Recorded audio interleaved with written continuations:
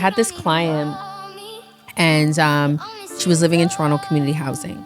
Okay. And she worked so hard. She did everything on paper right. So found a property. She bought the property. She put $25,000 down on this property. Okay. Like as a deposit.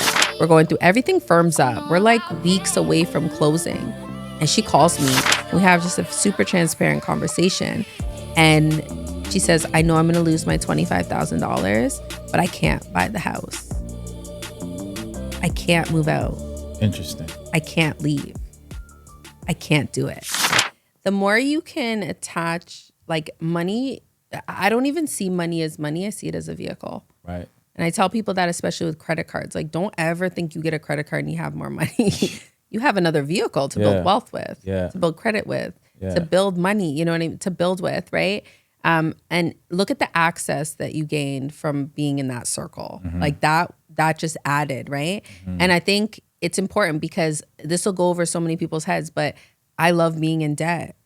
I know what you mean. You know what I mean? Because if the bank's going to give me certain money at a good rate and blah, blah, blah, why would I not leverage that money? So many of my clients are like, I want to, the older ones, right? Mattress money. We could talk, no, that too. But they're like, I want to pay off my mortgage and be mortgage free. Right. I'm like, no, let's pay off the majority, you know, have a small mortgage, right? That you can carry each month. Take that money that you would have paid your property off with, do some private lending, get enough interest that not only does that pay off your monthly fee, but you also pocket some of that money. Now you're earning money off the money that you're lending because you took a like small loan and you had more money to move. Right. You know what I mean? So it's like, these are the conversations. Like, stay home on Saturday night and have these conversations. Stop going out for steak. Yeah, no. You know what I mean? Because then maybe you'd own a property in 5 years. But because people can't get it today or tomorrow, they're like, never. I'm like, no. Yeah, no. And, you know, and it kind of brings up one of the other questions I want to ask you. Because I know in the Black community, I feel like we've become like, we're very big in hustle culture. Like, get that money was a very popular phrase at one point. But I'm wondering if you believe there's an overemphasis on just getting money versus building actual wealth, like long-term investing in our community. Yeah, definitely. Definitely. I think the hustle culture is connected to like the survival culture aspect, right? So I think a lot of families, we were like Black families, especially, we were raised in communities or in families or in households where it was like, let's survive, like how to survive. Like, you know, whether it be paycheck to paycheck, month to month, year to year, like we're surviving, like let's survive. And it was less about let's build, less about investments and building. And there's a big difference between income and wealth. And hustle is like bringing money in, income. Like let's bring the money in, let's hustle, let's get it, right?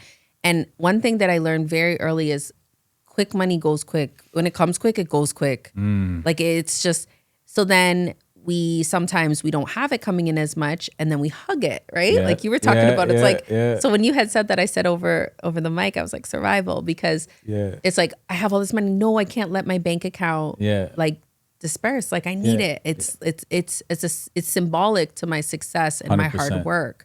Right. So I definitely think that's hurting us. And I think even conversations like this might strike a chord. Someone might be like, dang, yeah, like I want to build and I'm scared. Like, why am I scared? Right. I'll give you an example. I had this client and she was living in Toronto community housing. Okay. And she worked so hard. She did everything on paper right. Like, her taxes, everything. Like she was working really hard and she managed over X amount of time to save a really big amount of money.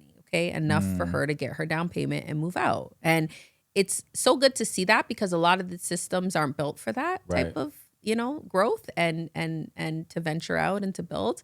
It kind of is just like a circle, right? So she was able to build, she was able to save, she was able to be in a position and she's a mother of 3. So this is a big deal. Like, you know, we've been talking, we've been planning, we've been strategizing. It's beautiful. We're looking at properties probably for like 4 months.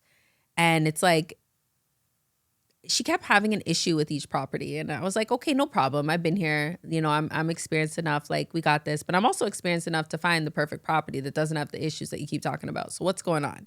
Right. So found a property. She bought the property. She put $25,000 down on this property, okay? Like as a deposit. Yeah. We're going through the inspection, perfect. We're going through the process, perfect. We're going through everything firms up. We're like weeks away from closing. And she calls me, or actually I'm calling her and she's not like picking up phone, and she's not answering. And I'm like, what's going on? What's going on? What's going on? What's going on? Finally, she calls me. We have just a super transparent conversation. And she says, I know I'm going to lose my $25,000, but I can't buy the house. I can't move out. Interesting. I can't leave. I can't do it.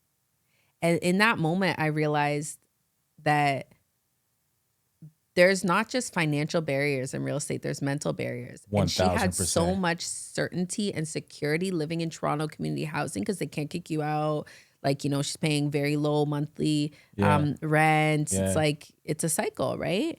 And she lost her $25,000. She didn't go through with it. She didn't go through with it. And it was probably like one of the saddest like scenarios for me because trust me, I've welcomed a lot of young women, men, families as the first to own real estate in their family. It happens all the time, but for me, because it's the community I serve. Right. And it's beautiful. And there's challenges that come with it because they hesitate. Is this the right thing? I didn't see my mom do this. Do I do this? Like, this is scary. Yeah. Now I own a house. I can't miss my mortgage. Like I could have missed the rent. You know what I mean? So exactly. No blueprint, no comfort zone, no, you know, woo, we're doing it. Right. But this time she could, and she's like a grown like woman. And, you know, you would think like, and not to, you know, box her in, but you would think, you know, okay, you're moving your kids out. Like, this is the moment. You work so hard. Like, she had over 6 figures saved. And it's like, this is the time, right? So that hustle culture, and this is why financial literacy is so important. And these conversations are so important because it's not just about, you know, how to save. It's about, you know, your relationship with money. What's your relationship? Like, how did you grow up handling money? What were the conversations about money? Like, how do you view money? Is it intimidating? Is it, you know, because my thoughts are money is everywhere. It's a spiritual thing. Money is everywhere. Like, so I may wake up today and my account looks a little shaky, but I already know, like, I could wake up tomorrow and it could be, you know, and I don't advise that for everybody, but I worked my way to that mindset. But, and it's not because it fluctuates like that. It's just my mindset is that my mindset is just abundance, period. Right. But yeah, it was very hard to witness, very hard to see. And that's why we need to normalize these conversations. That's why we need to be talking more about financial literacy. And the most important part about that is we need to have those conversations before people get their first paycheck. Often we're talking about it to our kids after they're getting in jobs. We're talking about it to the athletes after they reach $1 million to $6-7 million, $20 million scholarships or whatever. Sponsorships or deals. And it's like, now we're talking financial literacy. That's why y'all go broke. Like, why are we not having these conversations earlier? Yeah, and it's tough, and it's like that's why I don't take my job lightly. Like, because I know. I'm helping people walk into home ownership. I'm helping them break generational curses. Like, this is ministry. You know what I mean? I don't take it light. Like, I'm helping you reshape, you know, not just your future, but like intergenerationally your last name. Like, you know what I mean? So it's like, it's tough. Like, I can't sit here and say, you know, it was easy, and it definitely, obviously she succumbed to that, this particular example, but, it's tough. Like, there's mental barriers, and I see it. Like, people don't understand like what it's like to be a realtor. Like, I'm like, no, I'm here like, oh my goodness, therapy hat, like therapist everything. hat.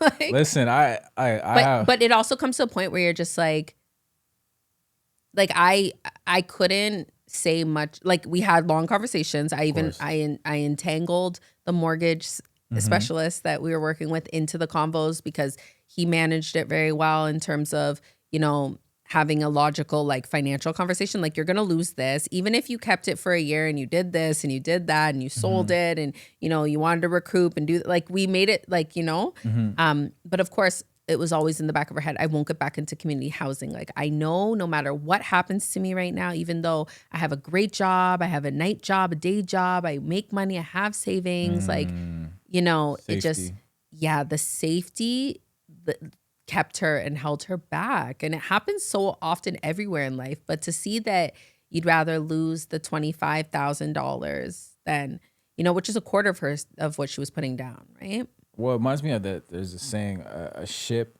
at harbor is safe, but is that what it was designed for? Yeah, no, to sail.